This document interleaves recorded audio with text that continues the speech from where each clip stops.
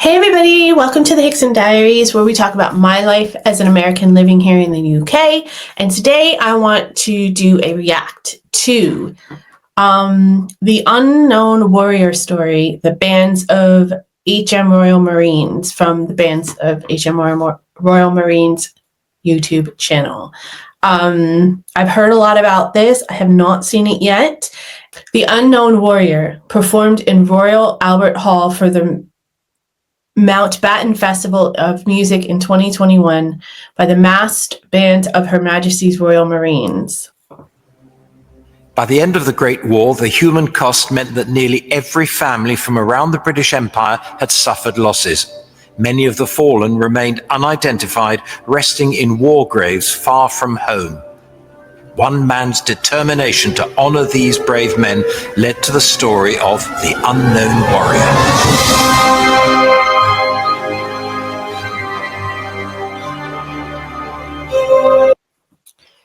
I just want to say that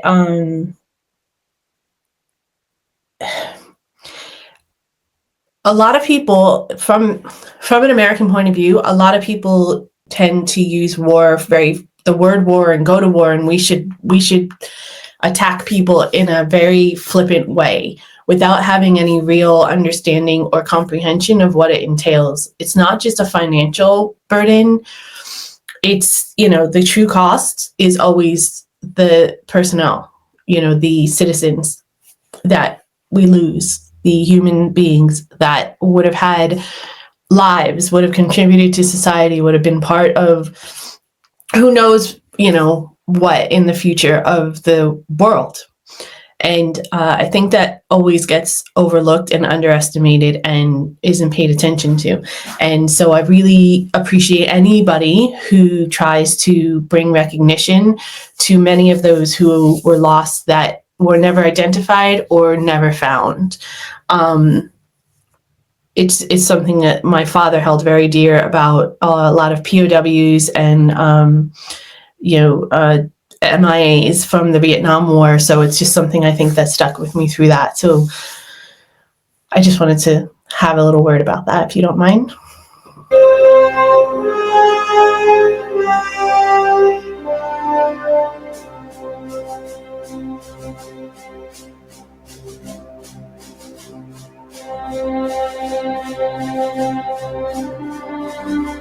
In 1916, Reverend David Railton, while serving as an army chaplain on the Western Front, had seen a small wooden cross marking a grave with the words, "An unknown British soldier."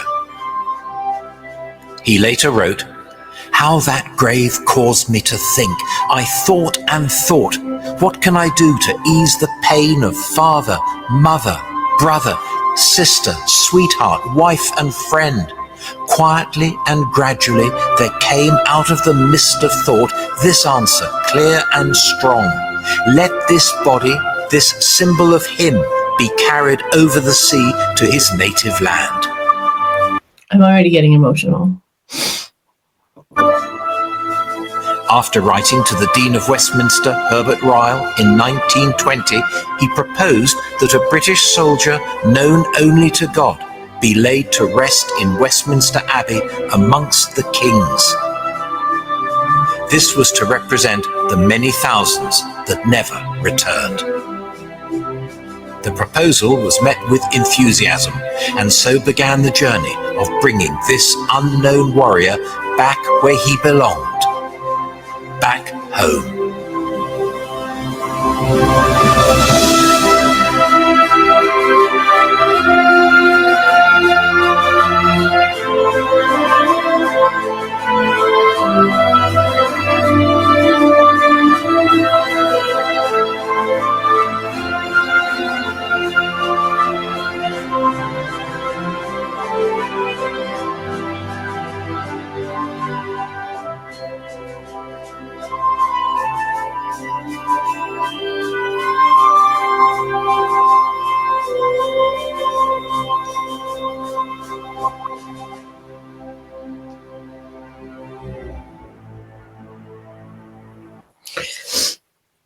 I'm already crying.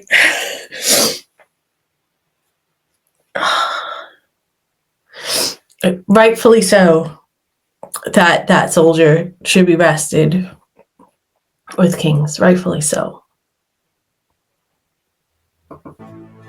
On the evening of the 7th of November 1920, the remains of 4 unidentified soldiers, one from each of the 4 main battlefields, were placed in the chapel at Saint-Paul-sur-Ternoise, near Arras in France. Brigadier Wyatt and Lieutenant Colonel Gell of the Directorate of Graves Registration and Inquiries entered the chapel alone. The 4 coffins were draped in Union flags and indistinguishable from each other. With eyes closed, Brigadier Wyatt rested his hand on one of the coffins. The selection of the unknown warrior was made.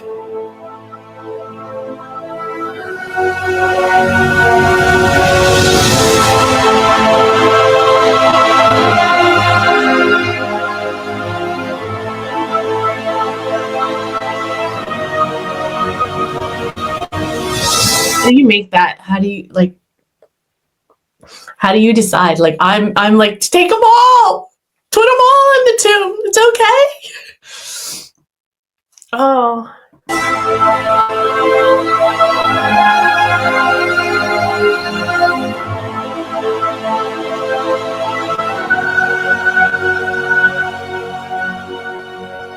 The coffin stayed at the chapel overnight, and on the afternoon of the 8th of November, it was transferred to the medieval castle within the ancient citadel at Boulogne.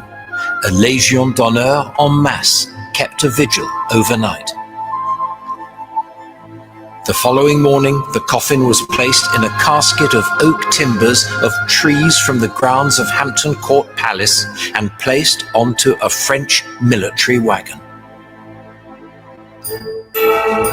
At 10:30 a.m., all the church bells of Boulogne tolled, and the mile-long procession, led by 1,000 local school children, escorted by a division of French troops, made a solemn march to the harbour.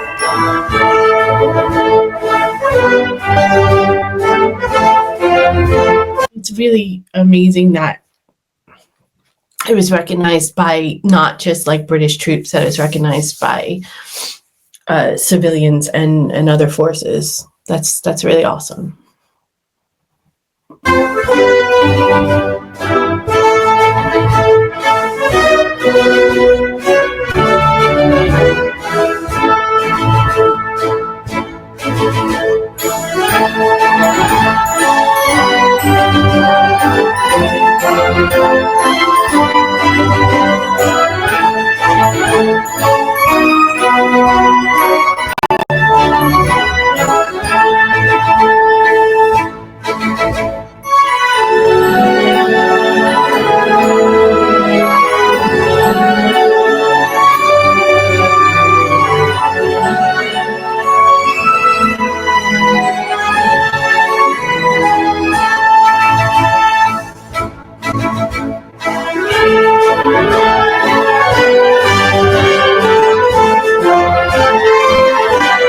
Music is absolutely incredible. It's fantastic. It's definitely part of the emotion. Fabulous.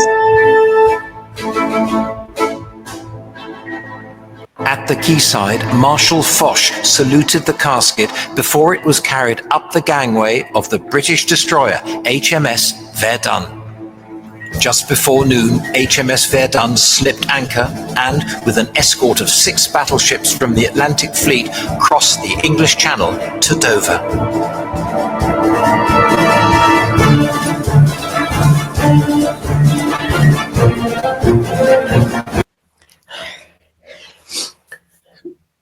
Y'all know how to honor your military.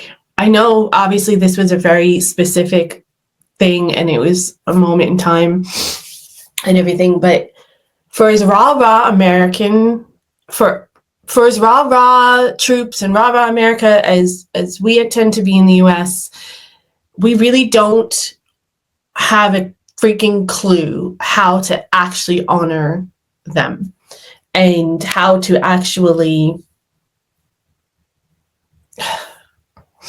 you just do such a better job. In all fairness, My father was honored very well at his death, but he wasn't that much while he was alive. So, I mean, I know obviously that doesn't matter here because there's nothing they could have done. It was war, etc. But they gave this sacrifice. It should. This is beautiful. This is amazing.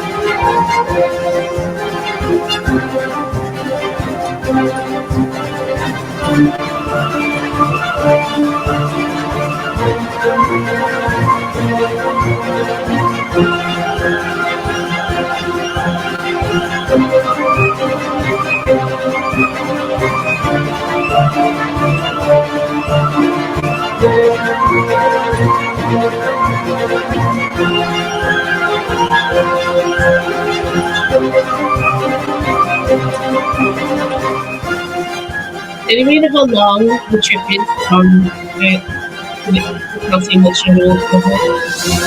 I'm just curious. I don't know. The precious cargo arrived at Admiralty Pier, Dover, to a 19-gun salute fired from Dover Castle. It was placed in utility van number 132, and at 5:50 p.m. on the 10th of November, it began its 3-hour train journey to Victoria Station.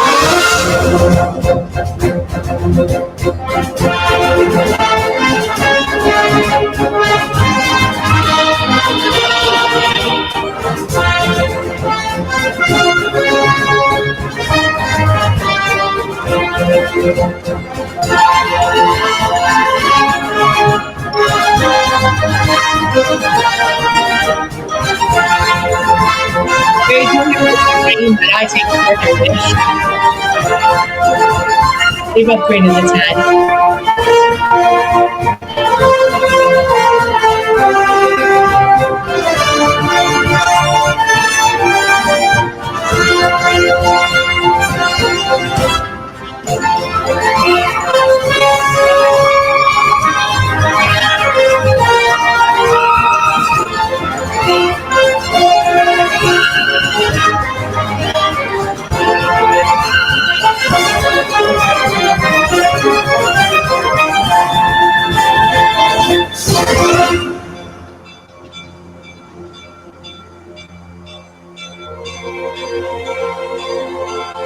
Arriving at Platform 8 at 8:32 p.m. and now regarded as a national symbol, the representative of the thousands who made the ultimate sacrifice, the unknown warrior, was greeted by a guard of honor and a large, silently respectful crowd. A plaque marks the site, and every year on the 10th of November, a small remembrance service organized by the Western Front Association takes place between platforms 8 and 9 to honor and pay respects to this most significant of arrivals. It remained there overnight under escort until interment at Westminster Abbey the following day.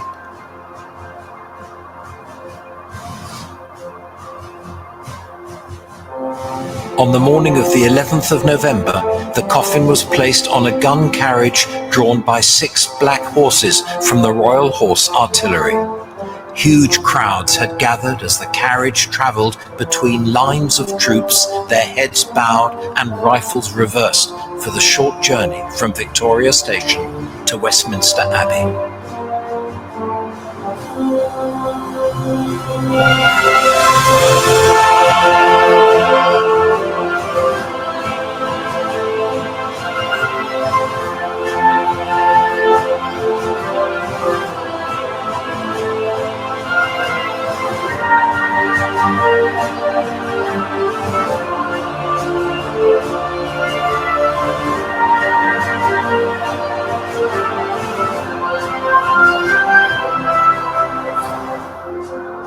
Thousands came to pay their respects, lining the route as the carriage drew past, heading towards the cenotaph, a hugely symbolic national shrine commemorating the 1.1 million British and Empire dead of the First World War and celebrating its centennial year. Representing an empty tomb, it immediately caught the public imagination, becoming a powerful focus for the grief of a nation and to honour the fallen, the glorious dead. Over 1 million people visited in the first week, and as Big Ben chimed 11 o'clock, a 2-minute silence fell throughout the capital, throughout the land, across the empire and on the seas, before the cenotaph was unveiled after the haunting notes of the last post rang out.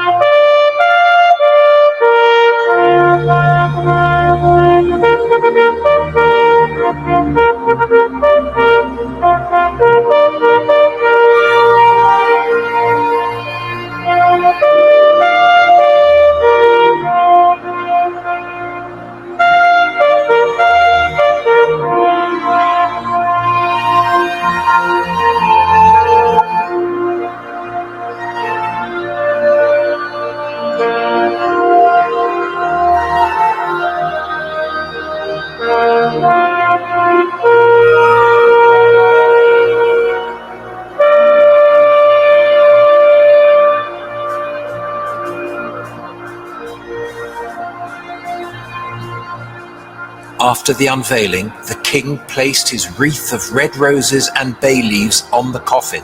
His card read, "In proud memory of those warriors who died unknown in the Great War, unknown and yet well known, as dying, and behold, they live."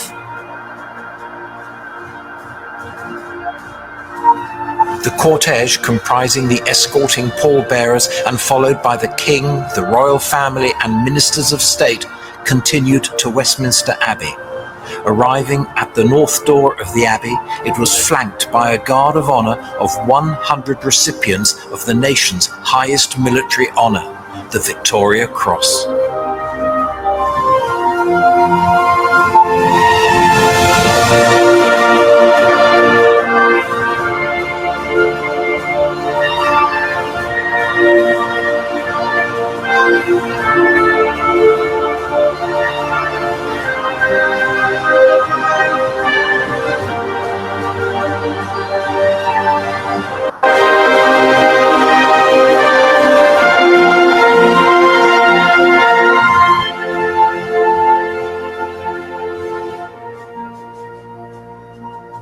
The congregation settled and the choir sang. 100 women selected from the 15,000 who had lost a husband and one or more sons, bereft with emotion, took their place, and as the dean began to conduct the service, cries of mourning echoed around the abbey. The procession made its way to the grave, carefully removing the wreath, sidearms and helmet and the Union flag, and lowered the coffin into the grave. After the Lord's Prayer, the hymn "Abide with Me" was sung with spirit and heartfelt emotion as the burial service came to a close. Servicemen from the armed forces stood guard as tens of thousands of mourners on a scale never seen before filed silently past the unknown warrior to pay their respects.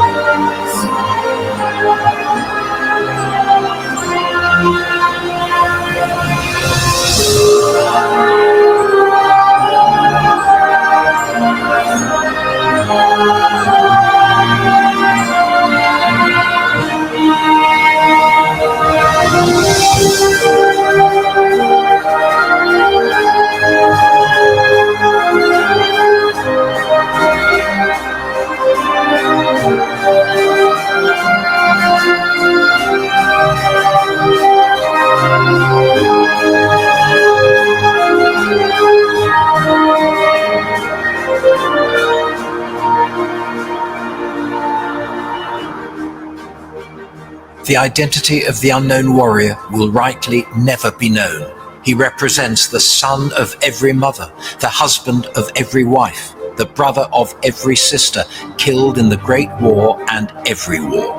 Those whose loved ones were amongst the unknown know that in this tomb there is resting the body of their beloved, and with it brings the hope and joy of many thousands, knowing that this body, this symbol of him, will always be remembered then, now, and forevermore, as the unknown warrior is finally home.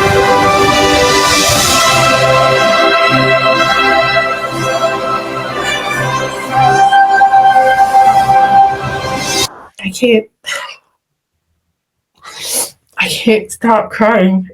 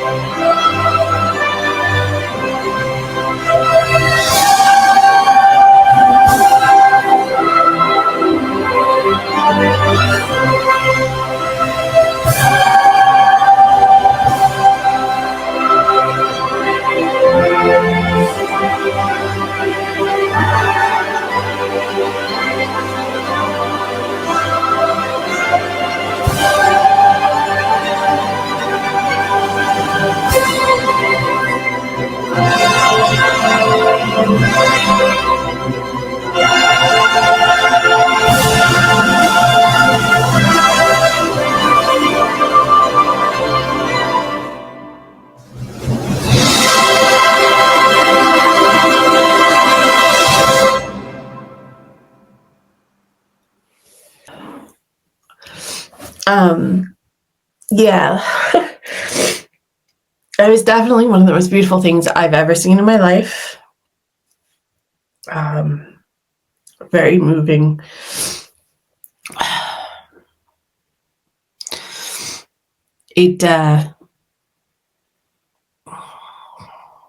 I'm not going to say much more about it because it pretty much speaks for itself. I just want to say that in these times where there's so much uncertainty and unrest in the world, can we please just bear in mind the true cost of war before we use violence as a means to an end? There's probably other ways. And for those who are experiencing violence now, please know that you are seen and heard.